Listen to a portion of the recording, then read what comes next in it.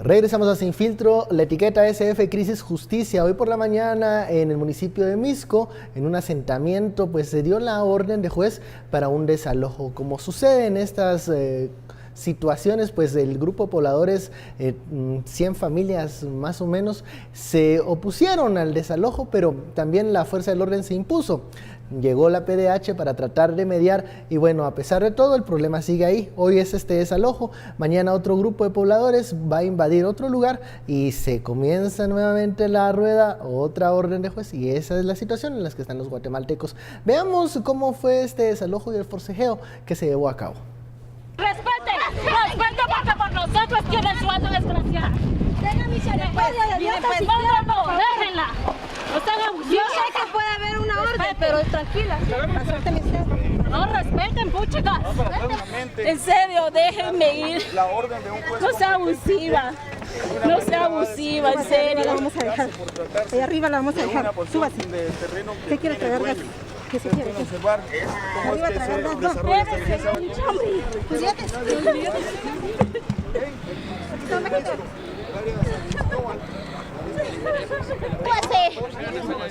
Agravada, un terreno con propiedad. Vean ustedes. Ayúdenos a subirlas, que pesan. La están subiendo a la autopatrulla de la PNC de la comisaría 16, la 151, con uso de fuerza. Será siendo trasladada hacia el juzgado de Misco. Va sangrando de la frente la persona, la supuesta responsable de... Luchar el derecho a la vivienda, así es como agarran a los que luchamos por los derechos humanos. Bueno, estas son imágenes en el asentamiento en Misco hoy por la mañana, luego del desalojo. Ya lo decía antes de estas imágenes, una situación que se repite muchas veces en esas situaciones. Gente que se resiste, la autoridad que tiene que acatar una orden de juez, un tema complejo, sobre todo cuando hay señalamientos de que si existe una venta ilegal de lotificaciones, de quién es la propiedad. El tema del déficit habitacional, de la justicia al derecho a la vivienda, es algo que no es nuevo en Guatemala y se sigue repitiendo el mismo caso de desalojos y luego invasión, desalojo, invasión, desalojo. Pareciera que es algo que no termina de arreglarse, pero es un tema también de derechos humanos. ¿Qué pasa acá en ese tema de los desalojos con el déficit de vivienda para los guatemaltecos y que deja en la vulnerabilidad a estas personas? Ese es un problema histórico en Guatemala, que es el problema de la tenencia de la tierra y que se presenta muy seguido. Estas imágenes que nosotros miramos acá no ocurrieron solo esta semana, hace un par de semanas también ocurrieron en Alta Verapaz, donde también el ejército llegó, sacó a las personas, quemaron las casas. No es la primera vez, hay otros desalojos que han sido un poco más visibles también.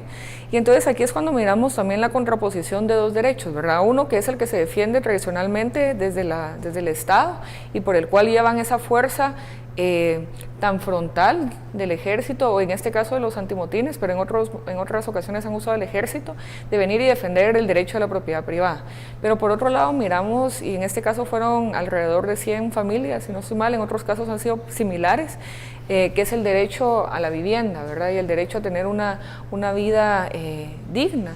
Y esos son derechos que son vulnerados constantemente a diario en este país, pero como son ya tan cotidianos y ya tan normalizados que ya ni siquiera los volteamos a ver. Hoy los estamos viendo porque ocurrieron en Misco, ¿verdad? Aquí todavía en el casco urbano, pero ocurren también frecuentemente en el interior del país y a veces de formas incluso más violentas, como este que mencionaba, donde quemaron las viviendas, ¿verdad? Entonces nosotros nos tenemos que preguntar ¿qué lado del Estado es el que vamos a ver? ¿Vamos a seguir únicamente aceptando este Estado represor que viene y dice la ley únicamente cuando beneficia a los más fuertes, o un Estado que pueda garantizar al menos los derechos básicos de las personas?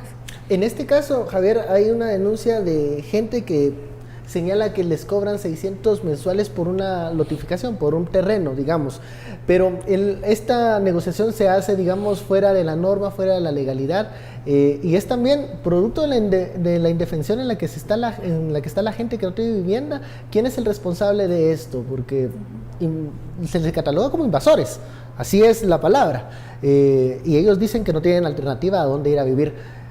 ¿Cómo podemos analizar la complejidad de algo como la vivienda? Aportemos un poco de claridad y un poco de cifras. El mercado guatemalteco de la vivienda popular tiene una demanda de por lo menos 60,000 unidades anualmente y se está satisfaciendo o se está tratando de con menos de 2,000. Entonces, ¿qué está pasando? Ahí lo que vemos claramente es que ese demanda-oferta no está funcionando, como muchas veces pasa, que el sistema y el mercado no es perfecto. Entonces, hay que entrar a jugar un rol desde políticas públicas para esas asimetrías en el mercado, ese impasse, entrar a solucionarlo. ¿Cómo puede ser eso? Hay que aportar ordenamiento territorial, o sea, se les está a estas personas, incluso el caso hoy de las brisas, hay un subsidio que se les está dando para que puedan adquirir tierras, pero es en Amatitlán. ¿Se imaginan lo que son los costos de transporte para esas personas que invierten tiempo, que invierten sus recursos en transportarse de lugares donde les queda muy lejos de donde estudian, donde trabajan, etcétera? No es viable.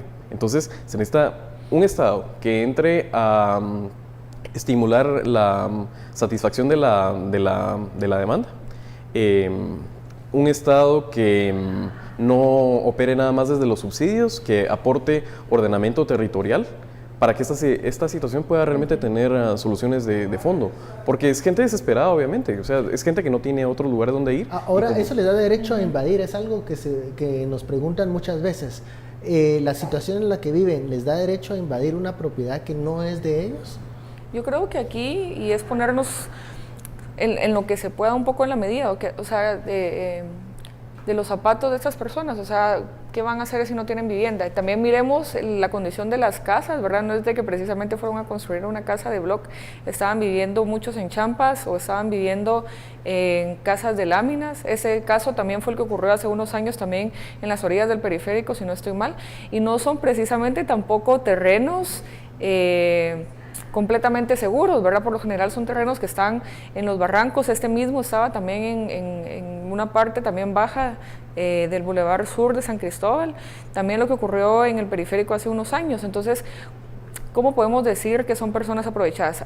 Digamos, este es un caso que hay que ver también por esas acusaciones que se hicieron contra ciertas personas específicas, pero cuando lo miramos en su conjunto, también yo tendría sospechas de decir, bueno, se están aprovechando y se están queriendo hacer negocio de esto cuando son únicamente... ¿Qué pasa? Bueno, cuando hablaba Javier de ordenamiento territorial, ¿qué pasa cuando estos asentamientos muchas veces comienzan a adquirir características ya de urbanidad? Tienen luz, tienen agua, tienen calles, tienen incluso salones múltiples, parqueos, pero siguen estando en barrancos, siguen estando en lugares que no son aconsejables para viviendas, pero pareciera que ese es el parche con el que se soluciona el problema, Javier. En medio del caos empieza a salir un orden espontáneo, de alguna forma las personas se empiezan a poner de acuerdo, pueden incluso tener discrepancias, alguien trata de hacer negocios en medio, hay mucho que aclarar, pero el problema de fondo es, sí, efectivamente esas personas están invadiendo, no es propiedad de ellas, pero las sacas de ahí, en algún otro lugar se van a ir a sentar. Entonces, no avanzas mucho nada más diciendo, conforme a derecho tenemos que desalojarlos, etcétera. Esas son medidas tan paliativas como puede ser igual lo del subsidio.